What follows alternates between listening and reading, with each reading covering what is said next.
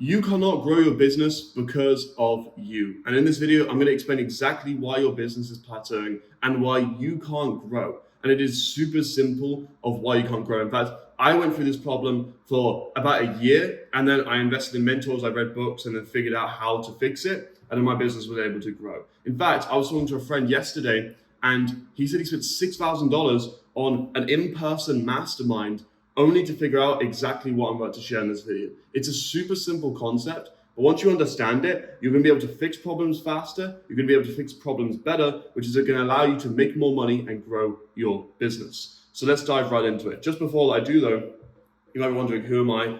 I've helped multiple businesses scale past 8 figures. I've helped, in fact, 3 of our clients have scaled past 8 figures per month, being $1 million a month. One of our clients got to $2.2 million a month. And I've seen the difference between a 6 to 8 figure business. And on a core level, there's some other things, but on a core level, it comes down to exactly what I'm going to share in this video. So the first thing I want you to understand is, if you cannot grow your business right now, it is 2 things. Either it's going to be people or solution. And to touch on people, what I want you to get in the habit of doing is thinking, not how can I fix this problem, who can fix this problem.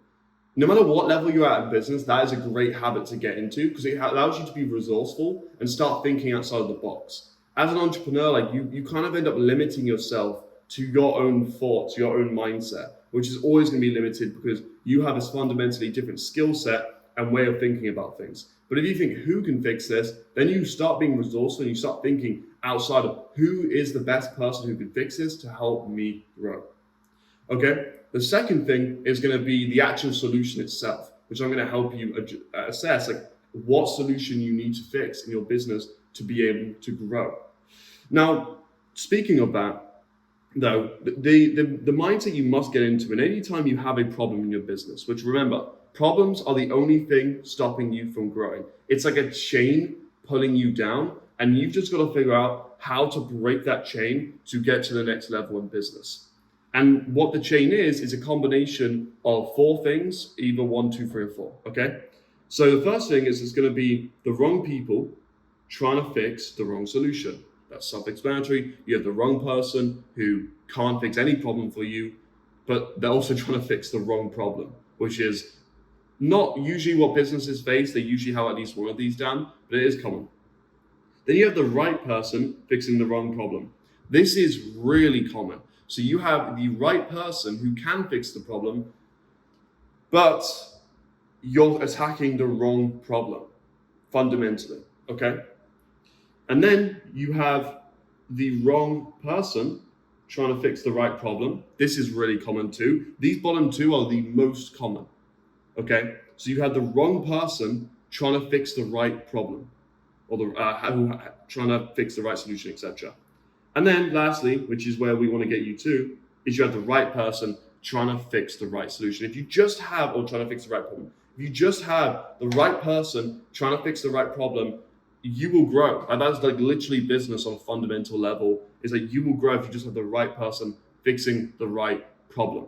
So how do you do that? How do you think through and assess, how do I have the right person fixing the right problem? Well, it all starts with, first of all, stepping outside of your ego. You've got to step out of your current role. Now, as you can see on my whiteboard here, I have this chart, and you might be asking, what is this chart? Like, what does this mean? Well, this chart is something called an org chart. So an org chart is essentially your company and the roles that are needed for your company to run, distilled down to one image, okay? So everything, all these boxes you see on the screen here, are essentially roles that are needed for your company to run.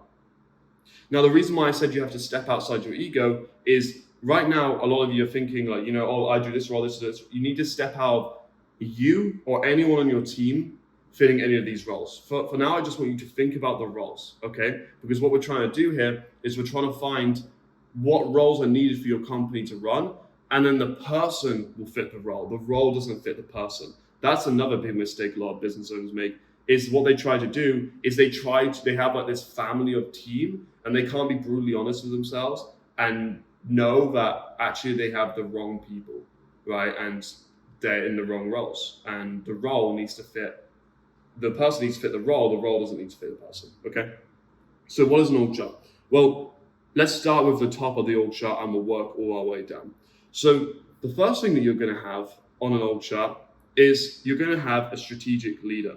So a strategic leader is essentially like the visionary. Now, you always want someone who's a visionary at any level of the business because you need someone who has ideas to push forward. You can't just be working in the business all the time. You need to have someone who at least can step out sometimes and think of like do this exercise, think of problems, look at the culture, look at who is in the company, are they the right fit, and also do research and learn to be able to implement new ideas and strategies into the business for it to grow. That is the strategic leader. The next person is the tactical leader. So this is like the operator. This is the person who is managing, leading, setting accountability, who's removing bottlenecks within the business, and who is like project managing, okay? This is the person who is responsible for the day-to-day. Now, if you're on your own as a business owner, the chances are that you're doing both roles. So you can do both roles. And especially if you're early on in the business, you're going to be doing multiple roles, okay? So, but if you have a business partner, maybe one of them fits the more strategic leader and another one fits the tactical. You definitely don't want two people in the same role. That's a rule of this org chart, is you can't have two people in the same role. You can have people doing multiple roles, but you can't have two people doing the same roles, especially business partners. And I've seen that happen so many times, and I made that mistake that I had me and my business partner, my ex-business partner, were doing the exact same role, okay? Next, you're likely going to have sales. So the S you see right there is sales. You're going to have finance, obviously, like how you spend your money, what you invest your money in, what's your payroll, like P&L, all of that stuff. And then operations, which is going to be client fulfillment, or it's going to be how you just operate your business in general to deliver products, right? Below that, you're going to have roles below the leaders. So what I want you to understand is these people are leaders, right? So this could be a sales manager, this could be a CFO, and this could be like a head account manager, like head of fulfillment, you know? And again, likely as a business owner, even especially if you're at the beginning, you're likely doing all these things, right? So you're definitely probably doing finance, or maybe you have an accountant, so that could be your CFO. You're likely doing sales management. You're likely responsible for either leading a sales rep that you have, or actually doing it yourself and having to manage it all yourself. And then maybe for operations too, you're having to operate and actually have to manage the product, right? But maybe you have other people in the company, right? So below that is going to be roles within that. So CFO is going to be obviously like finance, accountant. Below sales management, you're going to have a closer, you might have a setter. Below operations, you might have an account manager, you might have like a CTO. That's actually what I have pretty much. It's like below sales, I have sales closer, setter. Below operations, I have account manager, and then CTO. And I love my org chart being super simple, and that's all that's needed for my company to run. If your org chart is super complex, it means there's more complexity in your business and you might be overcomplicating your business. For me, I know how simple my business actually is on a fundamental level, so I can keep it super simple in this video and how it's drawn out. Now, let's get to the root cause. So what you do is when you build out this org chart and you figure out, okay, if I wasn't in my company, if I stepped out of my own ego, and I stepped out of the company, how would it run? Like who would be, what would I need for it to run as roles? Because you need to start thinking of the business running itself like a machine, like a factory. And you look at within the factory having all these separate machines that combine to make the business run in a flywheel. That's what the org chart tries to achieve. And once you know that, then this is your business. Like the roles in this chart you're seeing on the screen becomes your business, okay? And then what this helps you do is this helps you think of all the people in your business and you start attaching them to roles. So like I said, you can't have two people in the same role. If you have two people in the same role, that's dumb. Don't do that because it's going to clash. You're not going to be able to run the roles effectively. Now, obviously, when I say two people in the same role, I mean on the leadership level. So you don't want two sales managers. You don't want two tactical leaders. You don't want two strategic leaders. You don't want two like finance leaders. or operations leaders, etc., fulfillment leaders. You can have obviously multiple closers, but on the leadership level, one person. Keep it super simple. So then what you can do is you can look at, okay, who is the people in my company and what roles do they fit? Like, do they fit a role in this business? If they don't, then they shouldn't be in the company.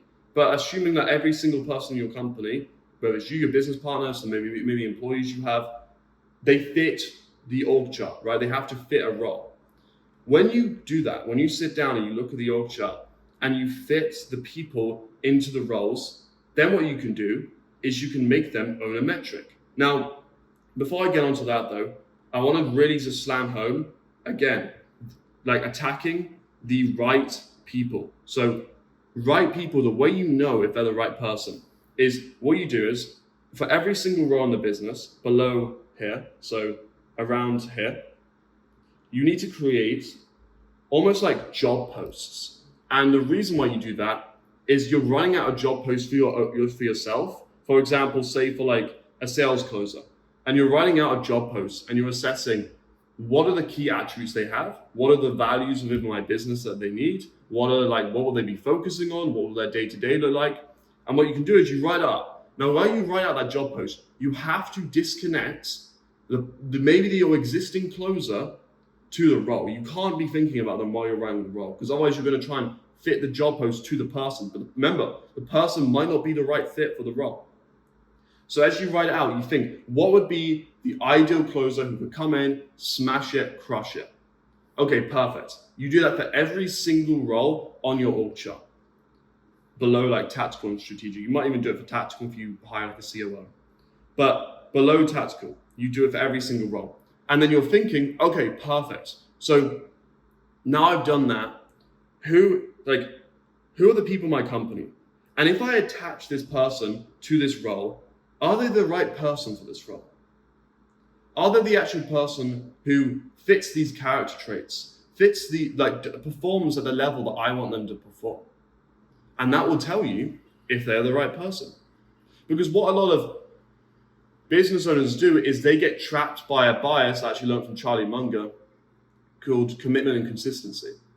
What they do is because this person's been in that role, they are committed and they are consistent to that person staying in that role. For example, I had hired a closer and I was committed and consistent with the fact that he was going to be the right closer for me. But then I took a step back and I just looked at it at my org chart as a bird's eye view. I looked at the role that I actually wanted and who I wanted to be filling that role. I was like, wait, this person actually isn't performing. This person isn't the right person. And then I looked at the data and I was like, oh my God, like this person definitely isn't the right person for the role. But I didn't realize that because my brain, it was so easy to fool that I was committed and consistent with the fact that he fit that role, he was going to stay in that role, he was going to grow, but I just had the wrong person.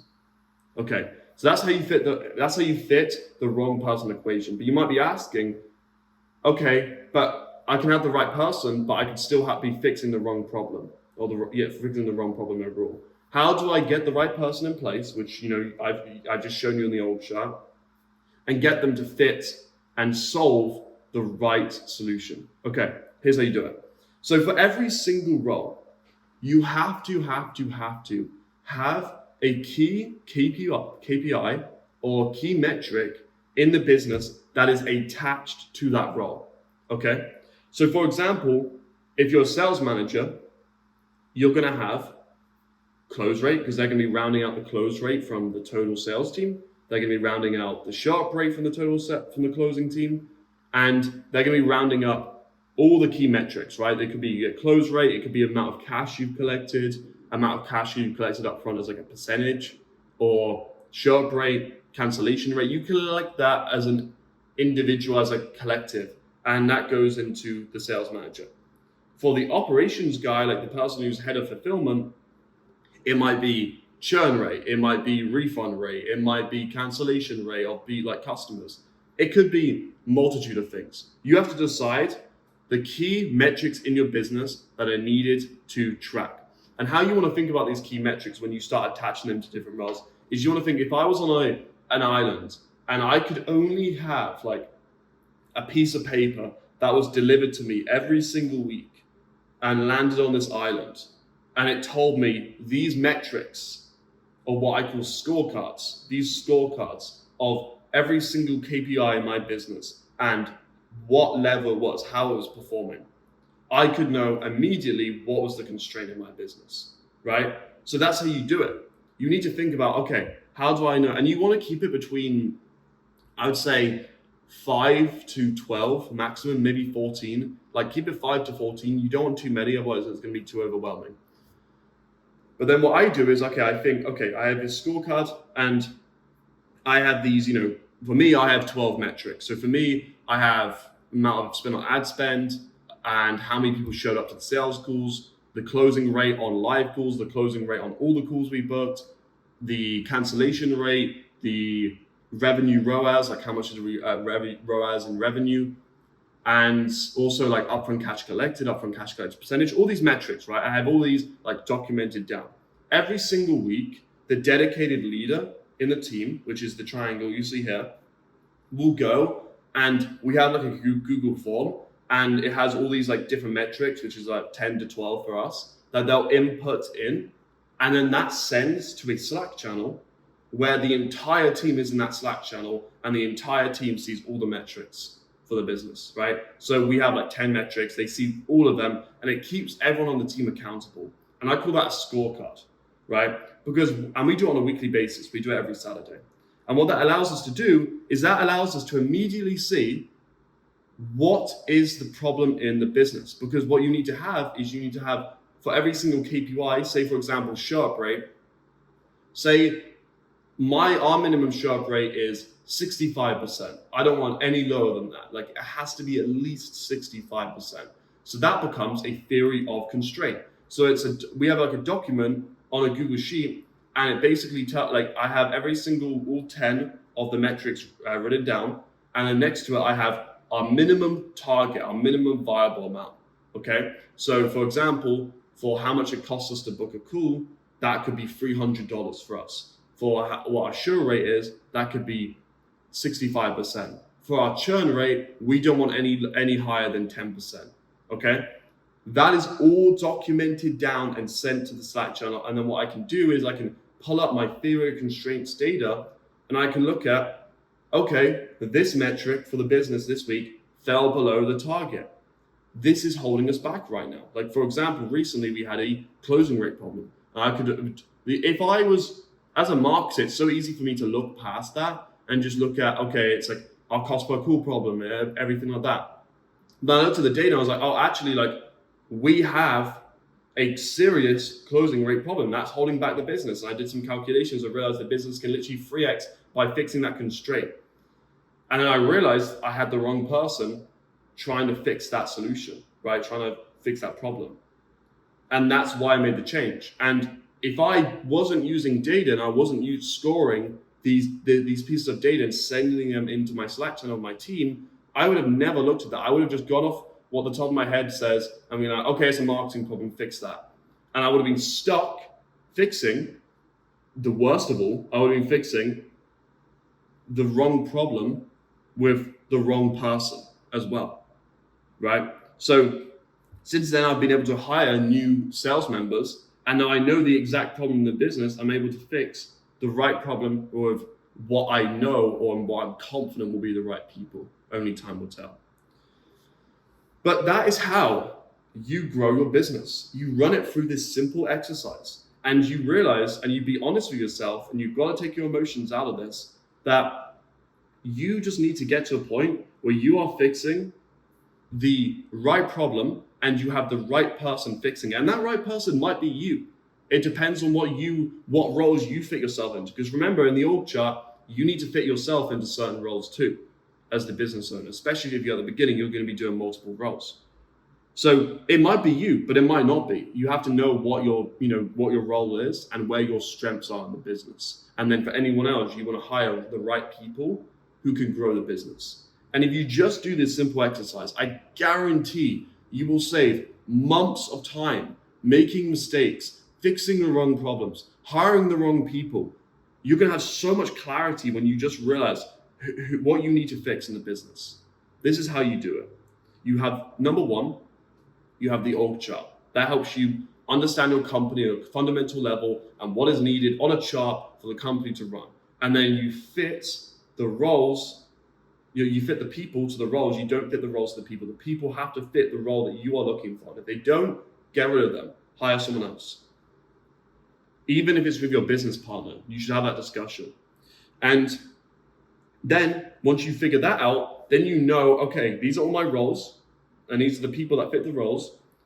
These people, if they fit this role, they own this metric. So for example, a closer is going to own closing rate. A setter is going to own show up rate. A account manager, fulfillment guy is going to own churn rate, for example. They own that metric, and that is their goal, to keep that above the theory of constraints data. If it drops below, then that becomes a constraint that needs fixing. And then you can work with that person, and you know immediately what the problem is, and you know immediately what they might have done to make that piece of data drop. And you track it on a weekly basis so you catch it early. You don't want to do it monthly, because by the end of the month, it's a lot of the time too late, and you've left the problem for too long. So if you do it weekly, you can catch things early before they really start to kick in. And that, my friend, is how you fix problems fast in the company, and you make progress so much faster, and you make sure that you are having the right people fixing the right problems so you can actually grow.